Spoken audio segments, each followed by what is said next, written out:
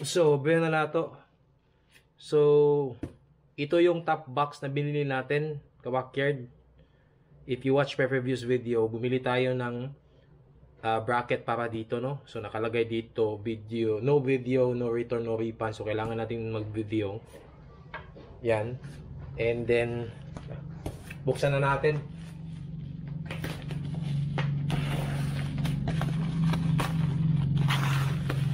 Yan. So, balot na balot.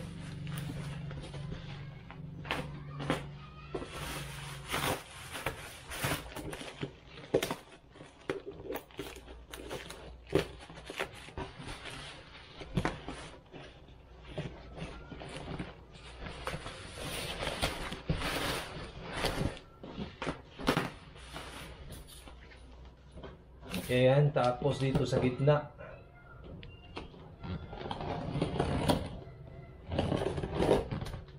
So, nabili natin to sa halagang 4,000 plus, no? 4,300 I think, but ito ay isang alloy na. Hindi na yung plastic kasi mas maganda ata ito, mas mahal nga lang. Yan. Kita nyo ba? So, adjust natin yung camera sandali. Kaunti lang. Yan.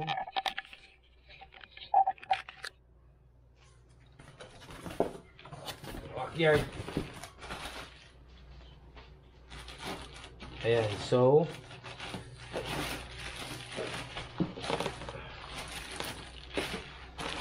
aksa natin. Yun. Ano ba to?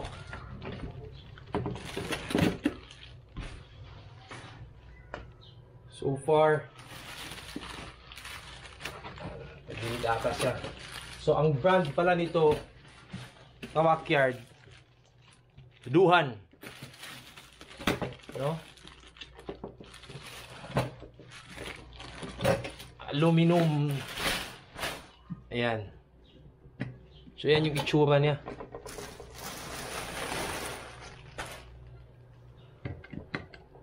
Di ko pa alam kung paano to buksan.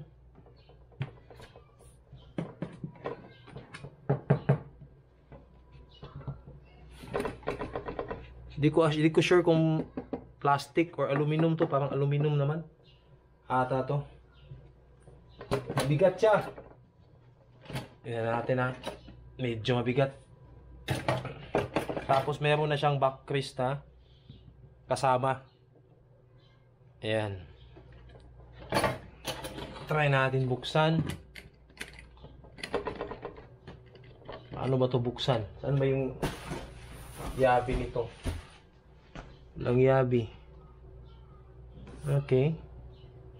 Naka-unlock naman. Paano to i-lock? Yun.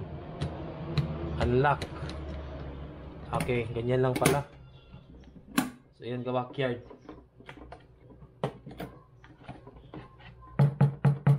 Hindi ko alam kung aluminum to or plastic, pero matigas siya.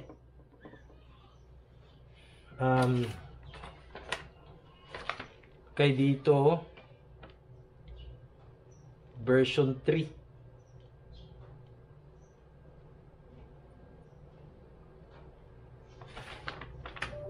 Yung may user manual siya. Ayan. And then ito yung key niya. Ayan, Duhan. Tapos may reflector kasama. Ayan, Duhan. And then mga screws and bolt. Dalawa pala yung reflector niya. Ayan. And then napakaganda ng quality ng ano niya sa loob.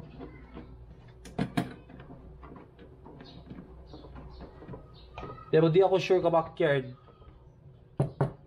kung aluminum to. Diwan ko lang kung alin dito yung aluminum. Pero aluminum kasi yung nakalagay doon eh. Tignan natin sa sa Shopee para sigurado tayo. Kalagay kasi dito. Hindi, mali ako. Hindi alloy pala nakalagay. Duhan alloy. Yeah, alloy nga ka-backyard. Duhan alloy top box, 400 liters. Yan. Maganda ring review niya. So, ayan siya oh. Ayan siya, Shopee. So, nabili natin siya 400 plus kasi 4,000 plus kasi of course including shipping. Pero nag-discount sila ngayon. Yan, napakaganda. Solid siya. So, may ibang brand version ito, yung parang rough yung surface niya. Kaso naubusan tayong ng ganun. So, yung binili natin yung ganito na klase na surface na parang hindi siya rough, no? But so far so good. Napakaganda na yun ang loob oh. Nagustuhan ko yung loob niya ka-backyard. Kita ko sa inyo Yan no. Yan yung loob niya. So may bulsa siya dito. Dalawa. And then makapal yung ginamit na material sa loob. And then to, napaka luwag. So 45 liters to yung nabili natin. Ayan. Duhan. Tignan natin sa likod. Yan yung itsura niya sa likod.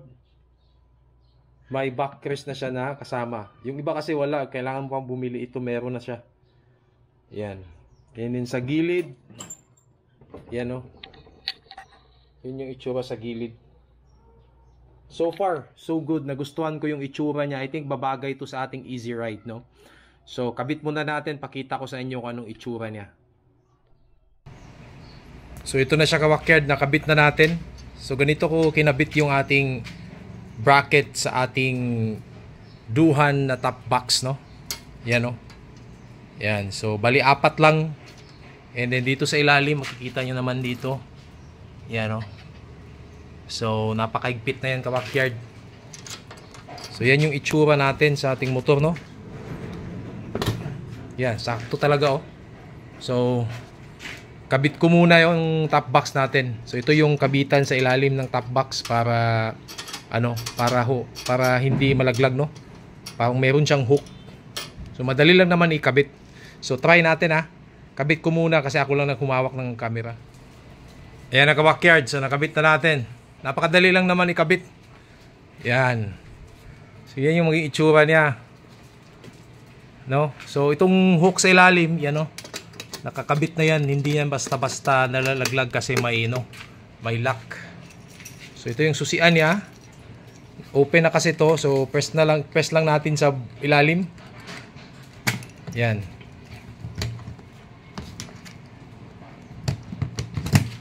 So, yan. Yun ka-backyard. So far, so good. So, ayan. So, yun yung maging itsura niya. So far, okay siya ka-backyard. Nagustuhan ko, hindi masyadong malaki. Hindi din masyadong maliit. Sakto lang talaga sa ating easy ride, no? So, kayo na humusga kung gusto nyo. So, alloy pala to. Lagay ko na lang yung link sa description ng video na to para makita nyo. Yan, duhan. Tapos may yung reflector. Tinabit na natin, no? Yung reflector. Dalawa. Yan, dito sa gilid. And then dito sa likod, pakita ko sa inyo, Yan. So, ito yung backrest, no? Para sa angkas nyo. Sa OBR. Gaano kalaki. Tama lang talaga. Napakatibay talaga ng SJ Monorack na, na bracket ka-backyard, no? Kapal, tignan nyo. Mabigat lang siya. Nasa 3 kilos kapin. Yung bigat niya, yung timbang. And then, yung bigat pala ng duhan natin ka-backyard, 6.2. Kasi tinimbang ko kanina, 6.2.